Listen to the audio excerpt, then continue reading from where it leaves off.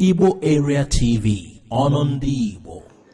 IPOB breaks silence, sends strong warning to those spying the Eastern Security Network. It is no more news that the 5 Southeast governors created a new security outfit which they named Ebubeagu. Please subscribe to our YouTube channel, click on the bell icon and let's go there. According to report, it was a part of the plan to checkmate the rising unrest in the region stemming from an increase in criminal activities. Meanwhile, the creation of Ebubeagu security outfit has led to various reactions, and many Nigerians have questioned the decision of Southeast governors to create a new security outfit. Well, the Indigenous people of Biafra, IPOB, has condemned this new security outfits in Southeast region, saying that there was no need for the governors in the region to form another security outfit. IPOB added that such a group is against the Eastern Security Network. It therefore mocked the formation of Ebubeagu for not having personnel on ground to kickstart its operation. According to IPOB, Ebubeagu Security Network is only an audio security and is existing just in the mention and not having men on ground. Well, viewers, what do you think? As some commentators have claimed, Ebubeagu, even if they later get men to kickstart it, they will all collapse into ESN, which is considered more open to the people of the region, that is Southeast Igbo. What do you think? Please add your comment on the comment section of this channel.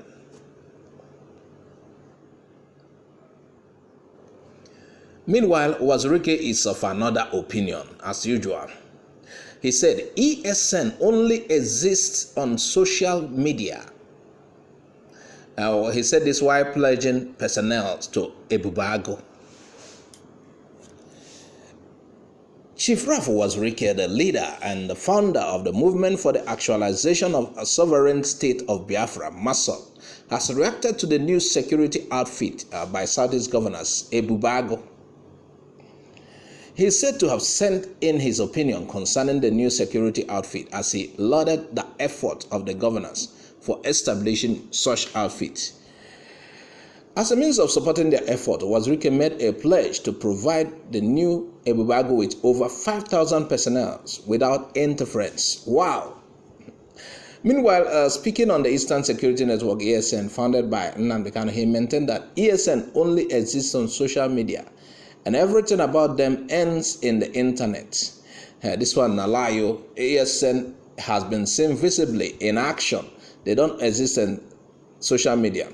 In fact, the truth is, Uwazurike is afraid of ESN. And so it's easy for we to understand that he should welcome Ebubeagu. It's like a reprieve for him. And he's even planning to volunteer men. That is fear. He wants a balance. That is it. According to him, he went further to say that individual does not have the constitutional right to set up a security outfit, as such duties are meant for the government. But a question for Uwazurike: what if the government fails to do what they are supposed to do? Will you wait for the government to close your door at night for you? Or you take permission from the caliphate to close your door at night, shut your door? Or it will come to a point, if we continue like this, we have to take permission from them to eat. What do you think? Viewers, please add your comments.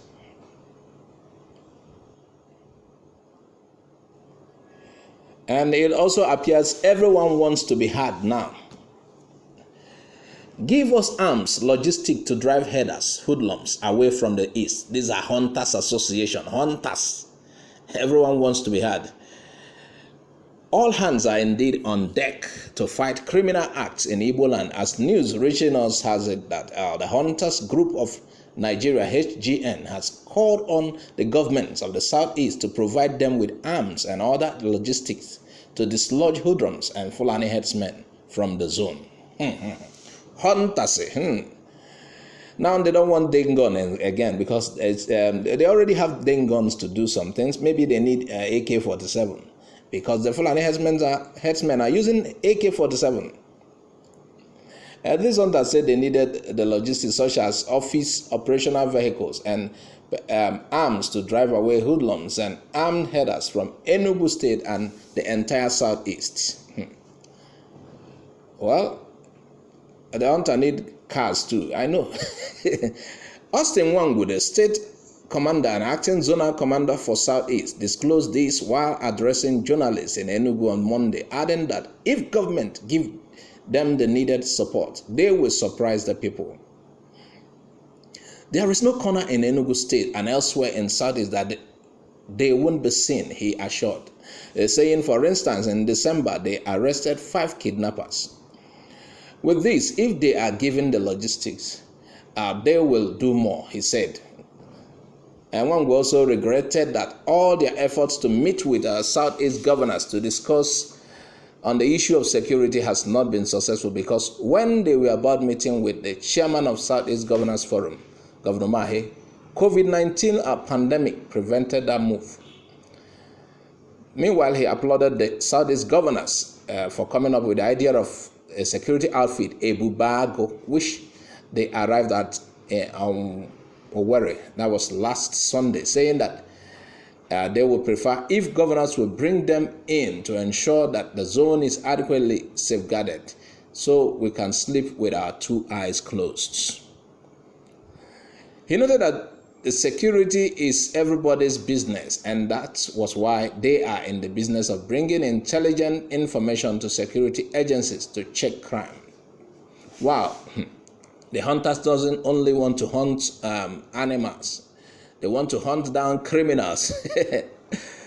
Well, the admin secretary, Barrister Chinedu Chukwane, also commended the Southeast governors for the new security outfit, saying that it will secure the zone. He said that they will take proactive measures by getting information that would aid security agencies to check crimes, and urge all and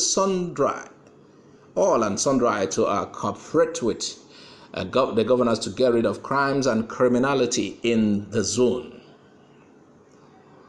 You know, like we said, everybody is coming out of the closets. Enough is enough. But where are you all before the formation of ESN? This is a question that begs for answers. Not answer, answers.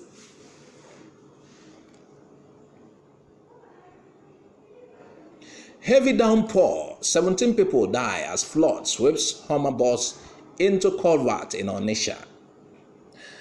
An 18-seater Hummer bus loaded with passengers was swept inside a culvert at Lagos Park axis of Enugu-Onitsha Expressway following the Sunday night downpour, killing 17 out of 18 passengers on board. Oh my God, Lord have mercy. The only survivor was rushed to Toronto Hospital Opiweka while rescue operation continued that night. According to its road safety official involved in the rescue operation, the driver of the vehicle, Mr. Joseph Okechukwu, was among those who died.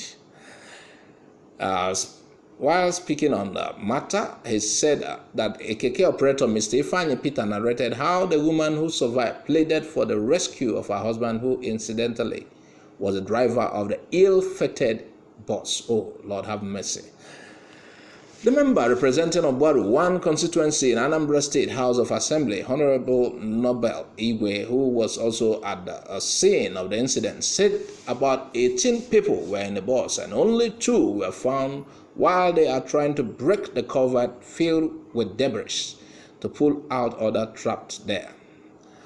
Speaking on the incident, the medical director of Toronto Hospital, Onitsha, Dr. Emeka Eze, advised the drivers to be perceptive to the nature of roads and routes, noting that some portions of the road are bad and the environmental condition not conducive during a raining season. Dr. Eze urged drivers to be exceedingly careful and reduce their speed, as well as be observant while driving.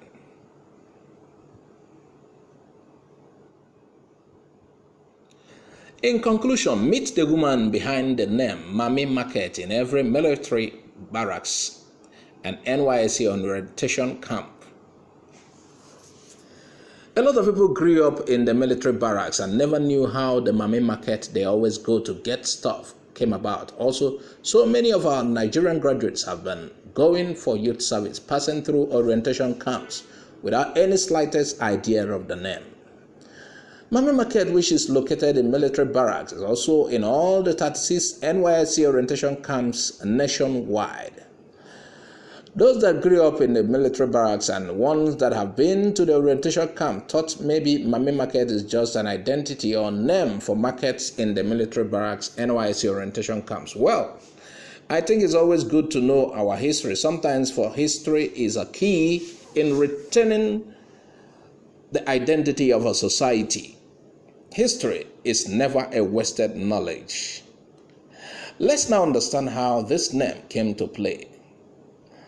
Mammy Market is a place that's normally close to the military barracks where soldiers often go and buy their daily needs.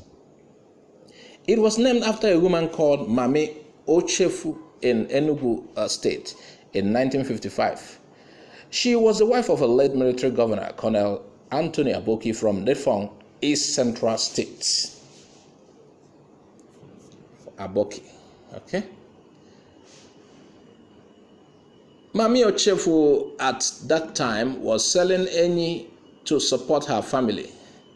Then one of her clients, who is a lieutenant colonel, built her a kiosk after some of her customers complained that the drinks were attracting flies. The kiosk then made her market more comfortable and conducive. She continued selling drinks there and also added snacks to interest and impress her customers until the family was posted out of Enugu State to Ogun State, Abeokuta precisely. It was then that Mammy handed the business over to another lady who is interested in the business, but she told her to retain the name to make sure her name Mammy never dies. Wow.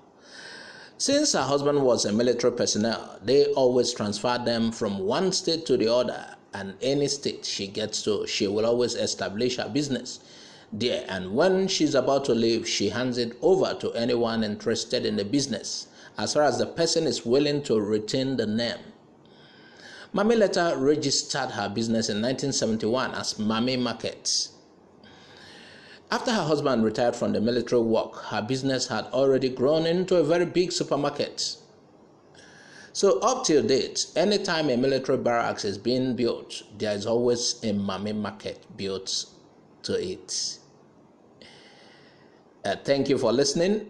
Please subscribe to our channel if you haven't. Click on the bell icon to get our updates anytime it drops. Bye for now. Thanks for watching Igbo Area TV. Please subscribe to our YouTube channel. Also click the bell icon. Like our Facebook page. Join our Facebook group. Follow us on Twitter and Instagram. Bye for now.